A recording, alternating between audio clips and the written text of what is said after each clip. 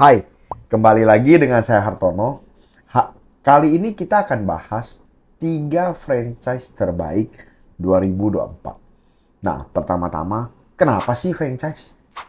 Kenapa nggak mulai bisnis sendiri? Nah, beberapa alasan kenapa kita memilih franchise. Pastinya karena franchise itu jauh lebih mudah dan sudah disistem oleh orang-orang yang berpengalaman. Pastinya kalau kita memilih franchise, kita juga harus memilih perusahaan-perusahaan yang bagus. Sehingga kita gak asal pilih franchise. Buat apa beli franchise yang tidak ada sistemnya? Dan tidak terbukti lagi kemampuan dari brandnya. Nah, kali ini kita akan bahas 3 franchise terbaik yang menurut saya yang boleh kita pilih. Pertama, franchise laundry. Nah, franchise laundry begitu banyak. Kita boleh pilih salah satu, kita cari yang terbaik. Kenapa franchise laundry? Karena laundry itu zaman sekarang itu mulai berkembang begitu pesat, sehingga di perkotaan-perkotaan, orang-orang itu butuh laundry.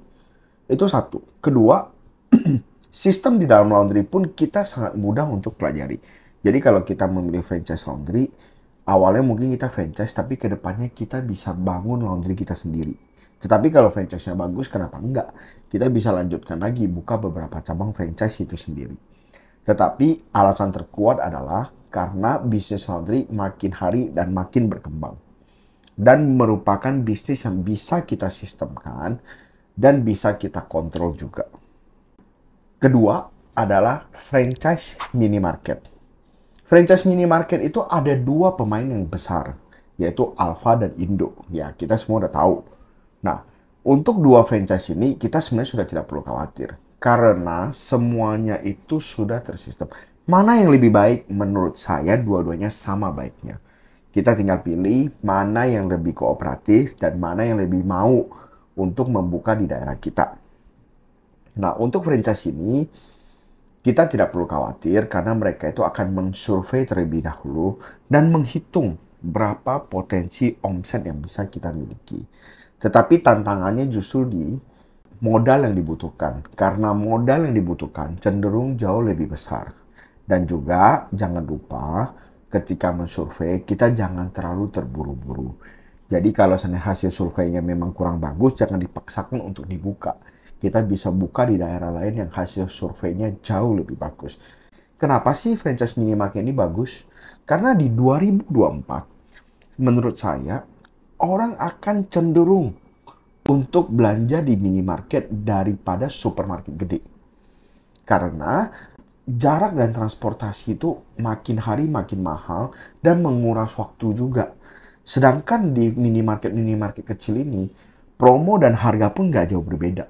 Jadi biasanya minimarket gede ataupun supermarket itu akan jauh berkurang jumlahnya. Sehingga semuanya terdistribusi dengan minimarket seperti ini. Nah, tetapi yang perlu diingat adalah jangan cuma punya beberapa calon lokasi. Kita pilih yang banyak, jadi kita bisa menentukan dari sekian banyak calon lokasi, mana yang merupakan lokasi terbaik. Nah, yang terakhir dan yang ketiga adalah franchise pengiriman logistik. Tentu banyak banget franchise pengiriman logistik seperti JNE, JNT, Tiki, dan lain-lain. Menurut saya hampir semuanya bagus. Yang selalu menjadi tantangan adalah apakah masih ada kuota di daerah kita. Karena bagus, banyak banget yang ngebuka. Dan juga saya lihat di 2024 ini pun jumlah trafik orang belanja online akan terus meningkat. Sehingga makin banyak orang yang menggunakan jasa pengiriman logistik. Tapi yang perlu diingat adalah bahwa di beberapa daerah hampir sudah penuh untuk beberapa merek tertentu yang jauh lebih populer. Sehingga mungkin boleh mencoba di kota-kota yang lebih kecil atau kota-kota yang masih potensi. Dan juga biasanya resiko dari bisnis ini adalah kesalahan-kesalahan waktu operasional yang dapat menyebabkan izin kita dicabut oleh pemilik franchise. 3 bisnis yang akan mulai ditinggalkan di 2024. Oke, apa aja bisnisnya? Tentu bisnis ini belum tentu akan hancur, tetapi yang kita lihat sekarang mungkin akan mulai ditinggalkan dan akan sulit bertahan di 2024. Pertama, bisnis fotokopi. Kenapa bisnis fotokopi itu akan sulit bertahan di 2024? Karena sekarang semuanya itu sudah sangat maju dan semuanya serba digital. Zaman dulu kita sering banget memakai jasa fotokopi, seperti mau mengumpulkan tugas, membuat proposal, dan membuat sebuah penawaran. Tetapi zaman sekarang itu akan sangat jarang terjadi lagi. Karena semuanya bisa dengan mudah kita kirimkan di era digital ini. Jadi sekarang kita lihat, kalau seandainya kita mau buat tugas di sekolah, kita juga kirimkan lewat email. Sehingga kita udah gak perlu fotokopi lagi. Kalau seandainya kita mau buat sebuah proposal, sebuah presentasi, kita udah bisa pakai PowerPoint. Tanpa kita buat fotokopian lagi atau printan lagi. Dan bahkan di banyak instansi-instansi departemen negara juga sudah tidak memerlukan fotokopi-fotokopi dokumen penting seperti fotokopi KTP dan lain-lain. Sehingga sudah bisa terkoneksi dan kita udah tidak butuh lagi fotokopi. Memang saya lihat di beberapa tempat masih ada bisnis fotokopi ini, tetapi saya yakin di 2024 ini udah akan sering untuk ditinggalkan. Mungkin beberapa fotokopi yang masih dipakai itu lebih ke fotokopi untuk media promosi. Nah, yang kedua, bisnis warnet. Bisnis warnet dulu sempat menjamur dan besar banget. Dan ada di mana-mana. Kehancuran bisnis warnet atau penurunan dari bisnis warnet dimulai dari adanya WiFi di rumah masing-masing. Jadi waktu dulu begitu WiFi mulai ada, warnet mulai ketar-ketir, mulai sulit untuk bertahan dan mulai hancur. Nah, jadi bisnis warnet yang kita lihat sebenarnya pangsa pasar terbesarnya itu kan pemain game. Orang ke warnet untuk main game. Tetapi sekarang banyak banget orang yang bisa main game di rumah pada waktu itu. Nah, sekarang lebih parah lagi. Orang semua bisa main game di handphonenya. Semua bisa main game di gadget masing-masing. Jadi, ini yang menyebabkan bisnis warnet nantinya akan menurun.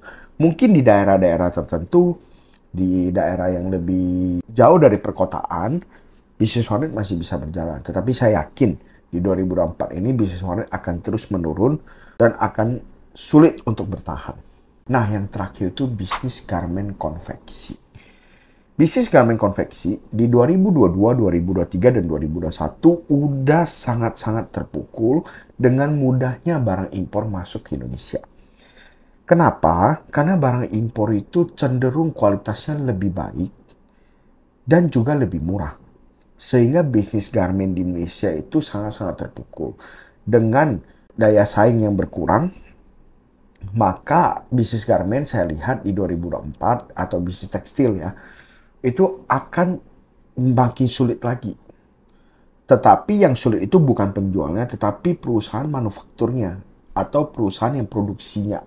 Jadi untuk pabrik-pabrik garmen, pabrik konveksi, hati-hati di 2024 karena saya melihat bahwa ke depannya akan lebih murah lagi untuk baju-baju yang bisa kita pakai dan kita beli. Itu aja semua 3 bisnis yang saya rasa akan sangat terpukul di 2024. Nah, bagaimana menurut kalian? Coba komen di bawah. Ada bisnis apa lagi yang menurut kalian akan terpukul di 2024? Jadi bos itu harus serba bisa. Bukan cuma karyawan doang yang serba bisa. Tapi justru jadi bos lah yang harus serba bisa. Jadi di dalam dunia bisnis, saya sering banget ngobrol, bercerita dengan orang. Banyak banget orang itu ditipu oleh karyawannya. Tetapi ada sedikit juga salah bosnya juga. Pertama, biasanya orang yang ditipu karyawan itu menyerahkan semua hal ke karyawan. Jadi operasional, hitungan, finance, dan lain-lain. Semua itu diserahkan ke karyawan. Jadi bosnya itu gak mau tahu menahu. Nah, kalau kondisinya seperti ini akan sangat sulit untuk kita itu melakukan pemeriksaan, audit, dan lain-lain.